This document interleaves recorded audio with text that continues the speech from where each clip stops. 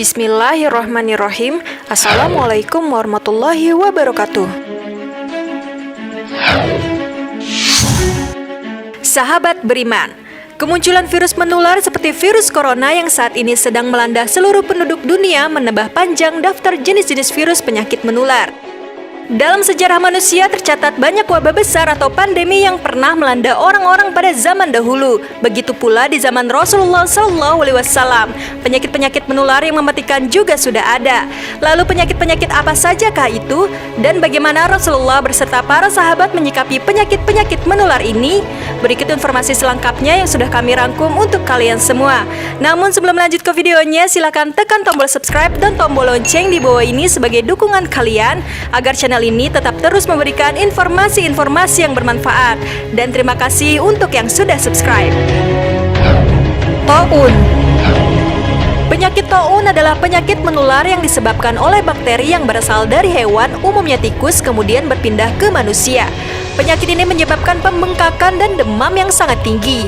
Namun seringkali para ulama menggunakan istilah ini untuk menyebut seluruh macam jenis penyakit menular. Kasus ini dicatat oleh Imam Al-Bukhari dalam kitab Shahihnya sebagai berikut. Nabi SAW bersabda, "Jika kalian mendengar adanya taun di suatu daerah, maka janganlah memasuki daerah tersebut. Dan ketika kalian berada di dalamnya, maka janganlah keluar dari daerah tersebut."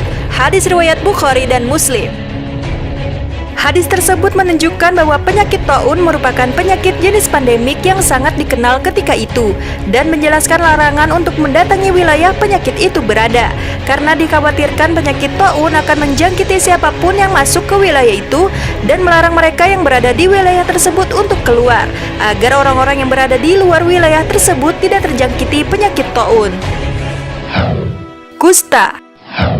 Penyakit kusta atau lepra yaitu penyakit yang menyerang kulit dan jaringan saraf perifer serta mata dan selaput yang melapisi bagian dalam hidung. Penyakit ini disebabkan oleh bakteri yang berada pada cairan dalam hidung. Cara penularannya ketika penderita bersin atau batuk, udara yang sudah tercampur dengan bakteri ini dapat menulari orang yang menghirupnya.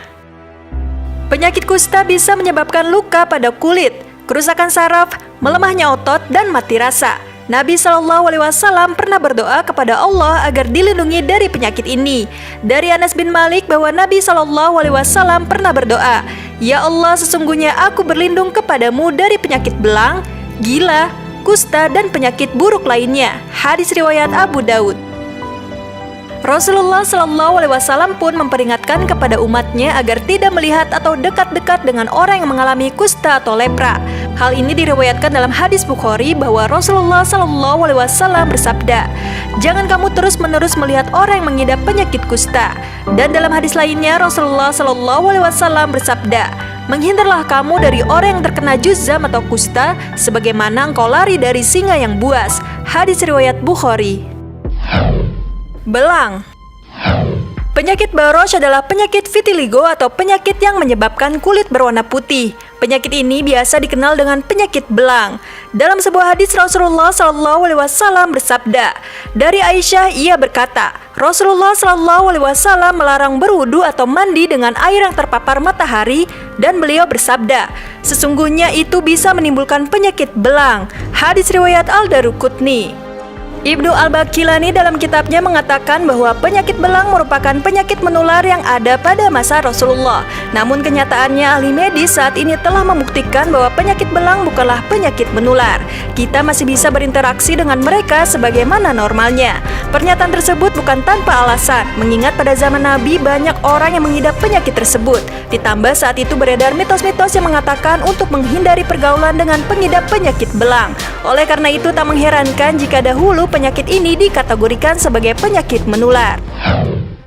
Kudis. Kudis atau jarab adalah penyakit yang menyebabkan rasa yang sangat gatal di kulit. Penyakit ini ditandai dengan munculnya ruam bintik-bintik mirip jerawat atau bekas lupuhan. Kudis ini disebabkan oleh kutu kecil yang bersarang di kulit dan merupakan penyakit yang mudah menular. Penyakit ini pernah terjadi pada zaman Rasulullah SAW. Hal ini terdapat dalam sebuah hadis riwayat Imam Ahmad.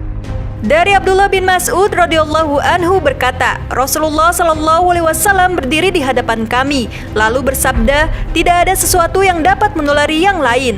Ada seorang Arab pedalaman berdiri, kemudian ia membantah, "Wahai Rasulullah, awal mula kudis menyebar itu lewat mulut atau ekor seekor unta, lalu menyebar hingga unta yang lain menjadi kudisan semuanya." Kemudian Rasulullah SAW bersabda, "Lantas siapa yang menulari unta yang pertama tadi?" Hadis riwayat Ahmad. Penyakit kudis disebabkan oleh serangan kutu parasit kecil atau tungau kudis yang dikenal secara ilmiah sebagai Sarcoptes cabiai varhominis adalah parasit mikroskopis yang bersembunyi di lapisan atas kulit seseorang. Tungau tersebut bereproduksi pada permukaan kulit, lalu masuk ke dalam kulit untuk bertelur, sehingga menyebabkan rasa gatal yang hebat. Maka jika tidak diobati secara cepat, maka kutu tersebut akan berkembang biak di lapisan kulit manusia. Campak. Campak atau yang disebut juga dengan hashba adalah penyakit menular yang menimbulkan ruam kemerahan di seluruh tubuh akibat infeksi virus dan dapat menyebabkan komplikasi serius, terutama pada bayi dan anak-anak. Penyakit ini disebabkan oleh virus yang menular melalui percikan air liur yang dikeluarkan penderita saat batuk atau bersin. Penularan juga bisa terjadi bila seseorang menyentuh hidung atau mulut setelah memegang benda yang terpecik air liur penderita. Umumnya penyakit ini terjadi pada anak-anak. Pada zaman Rasulullah SAW, penyakit ini sudah ada. Hal ini dibuktikan dalam sebuah hadis dalam Sahih Al-Bukhari sebagai berikut. Dari Asma berkata, seorang wanita bertanya kepada Nabi SAW, "Wahai Rasulullah, sesungguhnya putriku menderita penyakit campak hingga rambutnya rontok sementara saya hendak menikahkannya. Apakah saya boleh menyambung rambutnya?" Beliau bersabda, "Sesungguhnya Allah melaknat orang yang menyambung rambutnya dan yang minta disambung." Hadis riwayat Al-Bukhari. Cacar air. Penyakit cacar air atau dalam istilah medis disebut dengan varicella adalah infeksi yang disebabkan oleh virus varicella zoster. Penderita yang terinfeksi virus ini ditandai dengan munculnya ruam kemerahan berisi cairan yang sangat gatal di seluruh tubuh. Penyakit ini merupakan penyakit yang mudah menular melalui liur atau terkena cairan dari bintik-bintik merah akibat cacar. Penyakit ini biasa terletak pada bagian perut dan punggung, dan juga cacar air lebih rentan menyerang anak-anak di bawah usia 12 tahun. Rasulullah SAW pernah menyebutkan penyakit ini dalam sebuah hadis yang diriwayatkan oleh Imam Al-Hakim. Dari Ibnu Abbas radhiyallahu anhu, ia memarfukannya sampai kepada Rasulullah SAW tentang firman Allah dalam Quran surat An-Nisa ayat 43. "Dan jika kamu sakit atau sedang dalam musafir," beliau berkata, "jika seseorang terkena luka di jalan Allah, atau bernanah, atau terkena penyakit cacar, lalu dia terkena junub dan takut seandainya dia mandi akan menyebabkan meninggal, maka dia boleh bertayamum." Hadis riwayat Al-Hakim. Pada sebagian besar penderitanya, cacar air merupakan penyakit ringan, khususnya setelah digalakan program vaksinasi cacar air pada pertengahan tahun 1990-an. Kendati demikian, cacar air tetap dapat menimbulkan komplikasi yang lebih serius pada penderita yang memiliki sistem kekebalan tubuh yang lemah, misalnya penderita HIV/AIDS. Demikianlah beberapa penyakit menular yang pernah ada pada masa Rasulullah SAW. Meskipun kota yang ditinggali Rasulullah ini dihinggapi penyakit menular, beliau mengajarkan untuk tetap waspada dan menganjurkan umatnya untuk selalu berhati-hati dalam menghadapinya. Wallahu a'lam bishawab. Sekian video kali ini. Wassalamualaikum warahmatullahi wabarakatuh.